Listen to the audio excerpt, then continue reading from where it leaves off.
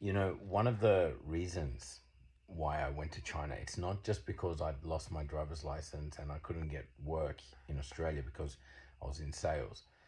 Um, it's actually because I reached a really low point in my life where, look, I love my family.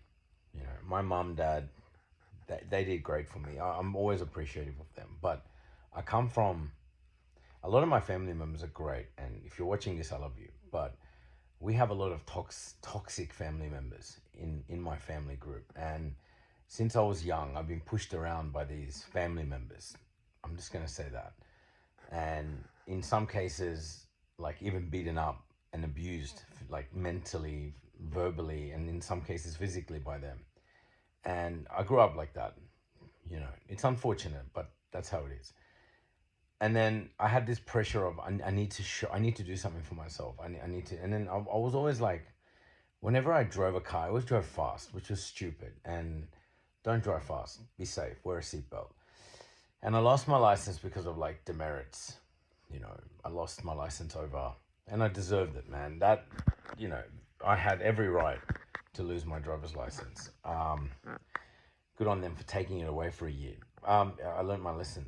Now, I picked China because one of my mates said, "Oh, why don't you try China? Just go there for a few months and chill a bit, learn the language and stuff and maybe work." So I decided to go there for that reason.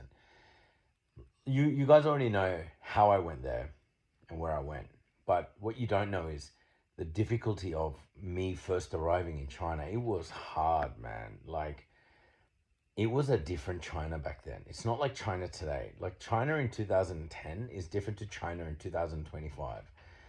Um, Back then, in Inner Mongolia, barely anyone spoke English. I had to really up the game and try my best to pick up the language. And it was hard, man. And eating was difficult. I wasn't. Inner Mongolia isn't like Beijing or Shanghai. Like, that place, it was difficult for me because I wasn't used to, like, I'm lactose intolerant and I have gout, and I'm like, everything has meat in it over there, and everything has full cream milk back then. Um, and it was hard, man. Like, it was it was hard to eat, drink anything back in the day. It's not like China today where it's like freaking, futuristic.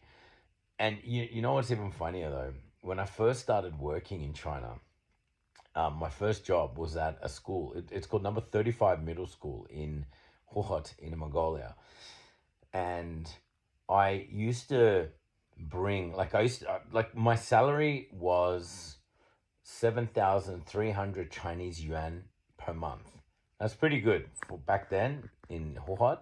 That was pretty good.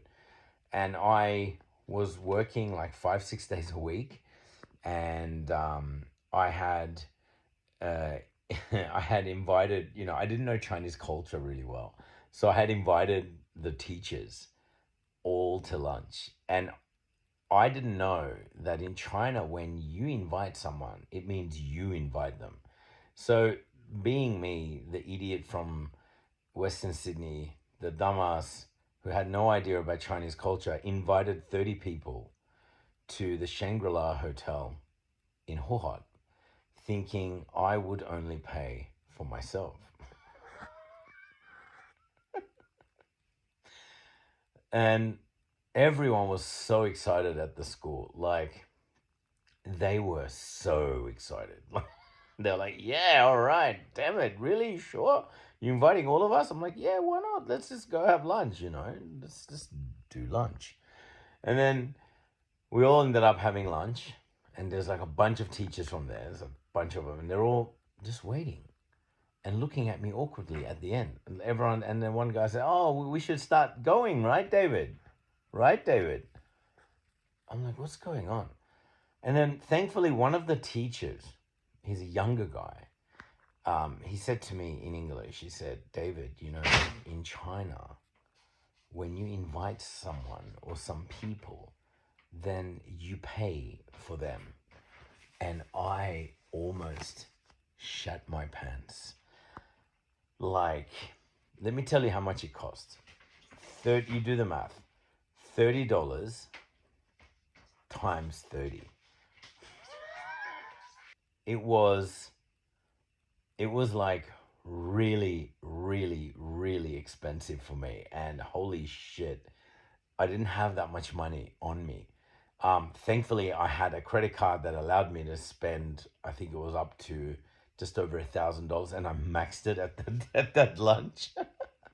And I learned a lot about Chinese culture. I mean, it's not like that anymore. I mean, now the younger generation of like Chinese people, you go out to eat, in most cases, it's like, people pay for themselves. But mate, back in the day, it was a different China. It was a very interesting place. And, you know, I would also love to tell you the story about when I was invited to take a shower with my mate. And that's not a lie. I'll do that in another video. Like that, they have something called public baths, and it's like those Roman style public baths without you know, the glamorous Roman baths. It was another level. Oh man, yeah. I'll tell you that next time. See you guys, and thank you for watching. If you did watch, I do love you, really.